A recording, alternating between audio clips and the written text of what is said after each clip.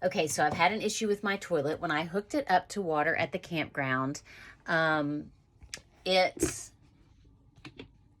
was filling. It wouldn't quit filling. So what happened was, so this is where the water comes in from the supply line at the back of the toilet, and it was running constantly and the bowl was filling.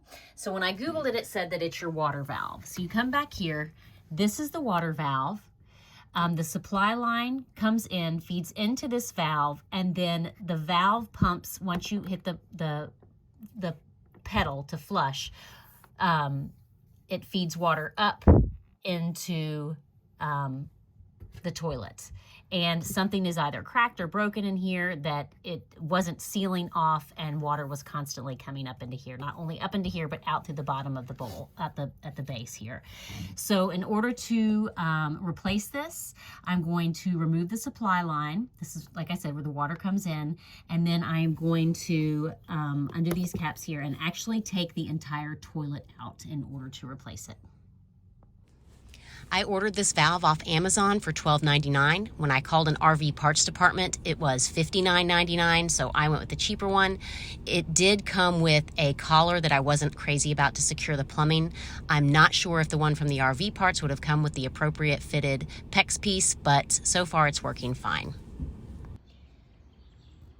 Okay, so these tabs need to flip out, but first thing I need to do is loosen this screw, and then I'll be able to loosen the valve and take it out.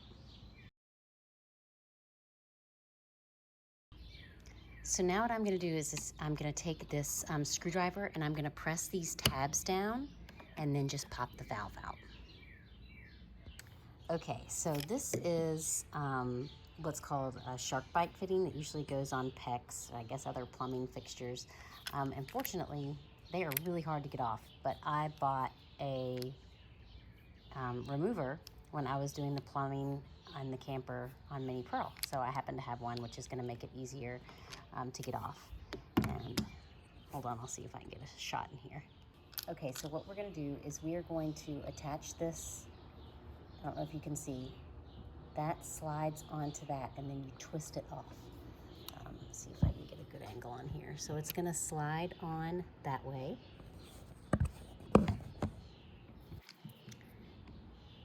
Just like that, and then you are going to twist and it's going to break that off.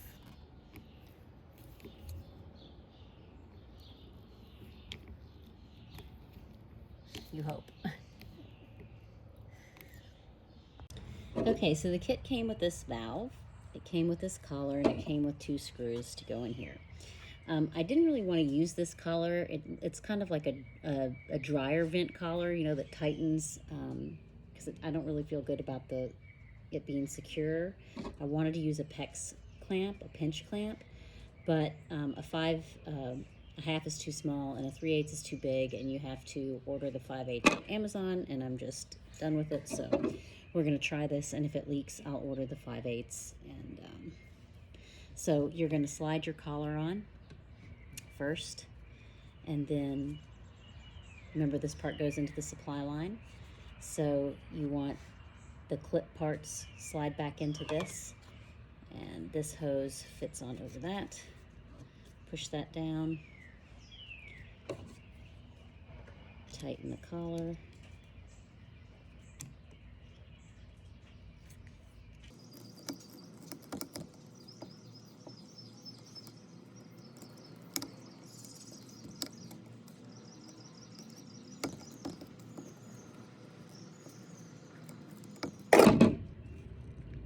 okay.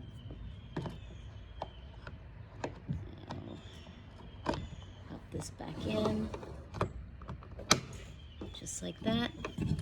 Then we've got the screws here.